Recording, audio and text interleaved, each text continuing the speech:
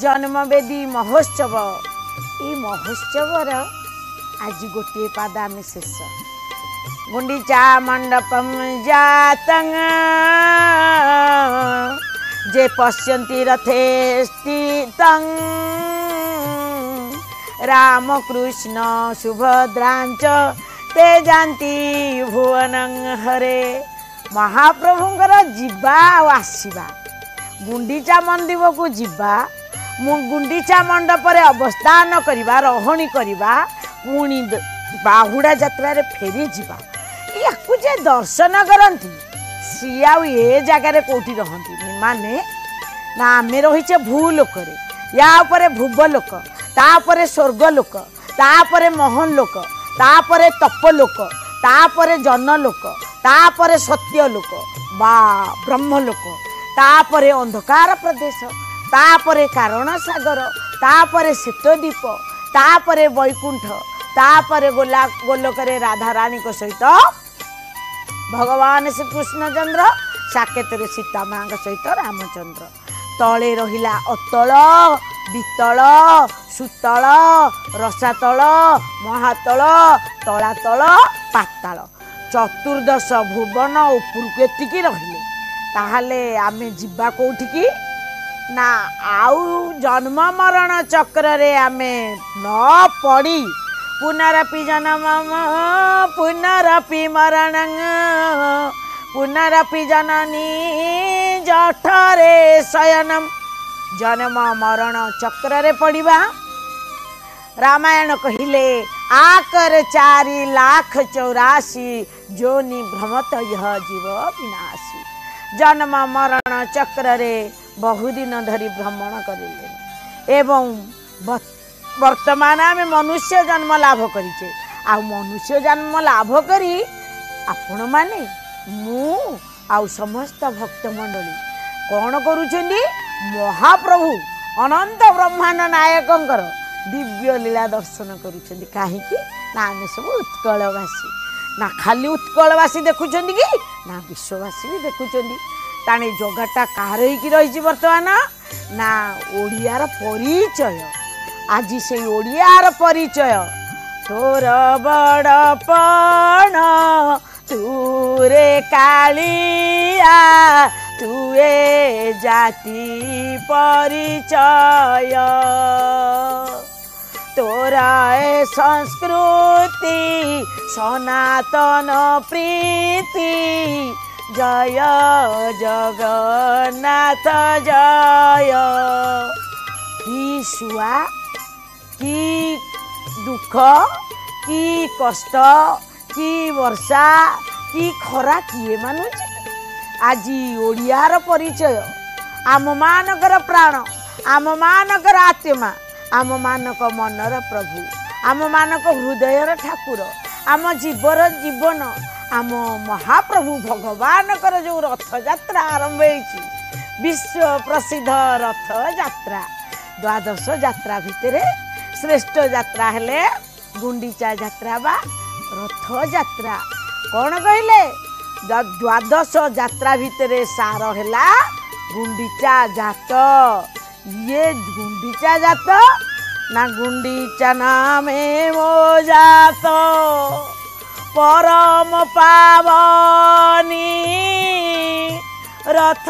यात्रा नामे ख्यात हे अवनी मोर गुंडीचा यात्रा परम पतित पावनी यात्रा रथ यात्रा जगत विख्यात यात्रा ये यात्रा को जी देखिब जी को देखी शुणिब आउ जी कहला जी कार्य लगिला जो पाटरे हो आमे भगवान के सहित जोग होइके रहिबा श्रवणं कीर्तनं विष्णु स्मरणं पाद सेवनं अर्चनं वंदनं दास्यं साख्यं आत्मा निवेदनम आमे जो पटे हेले जो भावरे हेले आमे भगवान के सहित जोग होइके रहिबा 9 दिन काल गुंडीचा दिन आसिले कि आ खाया पिया ना भल मंद ना किए देखी जगा बाहर को बाहर आउ सब लोक सब कथा भूल श्रीक्षेत्र तो स्वतंत्र ये कथा जगन्नाथ जिते बड़े बाहर लोक मानकर आउ किछि नाही ना प्रभु जातु भितर को तोर मोर जहाँ कथबार्ता आज से प्रभुंर पतित पावनी यात्रार ये जो बाहुड़ा यात्रा प्रभु मोर बाहुड़ी आम जन्म होइछे आम भी बाहुड़ुचे किंतु ये जगार बाहुड़ा अलग व्यतिक्रम ना महाप्रभु आपण बाहुड़ुचंती आम भी बाहुड़ुचु दिने जन्म दिने मरण जेउ दिन तू जन्म हेलु रे घरे हेला तोर मिशाण जेउ दिन तू विदाय नेबुटी घरू होई जीव फेड़ाण आमे जन्म होइचे पुणी मरिबा ये तो जीवनर सत्य मृत्यु को डरिले मृत्यु छाड़ब कि आम बाहुड़ा अलग प्रकार और प्रभुंकर बाहुड़ा अलग प्रकार आम प्रभुंक बाहुड़ा यात्रा को जी देखीदेला ना 42 चक गड़ी गड़ी आसला 42 चक गड़ी गड़ी जीव आउ ये जिते बेले मिसीगला 42 संपूर्ण है 84 तेले 84 लक्ष जोनी मुक्ति पाइजब शास्त्र मध्य कहले बोले दोले च दोल गोविंद चापे च मधुसूदन रथे तु वामन दृष्ट्वा पुनर्जन्म न विद्यते दोलरे दोल गोविंद चापरे मधुसूदन रथरे जदि वामन को आम देखा शुणुले आपण वामन महाप्रभु कुनी वामन रूप में रथरे विराजमान करुछंदी ए वामन रूप को देखीदेले आमर आउ जन्म मरण चक्र रे बुलिबार ना किए किए प्रश्न करती समस्ते कौन मुक्ति पाइबे मो मन आसे मो छोट बुद्धि निआरे जीए पड़ो सी जल ये महाप्रभु ब्रह्म तरंग जीए भासिला सी भल हो सी मंद हो एक कथा तो आम सूर्य भगवान शिखे बोले मु आलोक भल को भी दौचे मंद को भी दौची मु भल जगार भी पड़ुची मु मंद जगार भी पड़ुची आहा कि सुंदर दृश्य पिला मानकर कि आवेग कि नृत्य गीतर संभार नृत्यप्रिय माधव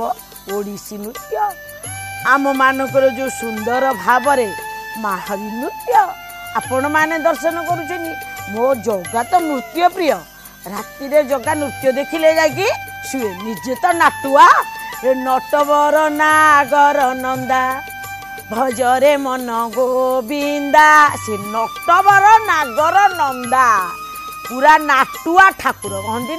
नासिबे देखिए आपण केमी ढली ढली आसीथिले केमती ढली ढली आसीबे तांको नाट पाखरे ये नाट को समर्पण होउछि आमर पिला माने कहती आमे जेतेबेले ओडिसी आमे जेतेबेले माहारी नाच आमे जेतेबेले गोटीपुओ नाच महाप्रभुଙ୍କ पाखे आमे समर्पण करूना आम आत्मा शीतल पाई जाए सत्य जेमिति आमर जो कलाटी भगवान आमको देइथिले अंतर्निहित कला नाचिबार कला गाइबार कला कहिबार कला सबु कला तो सेई कला पाखे समर्पित जगन्नाथ जे 16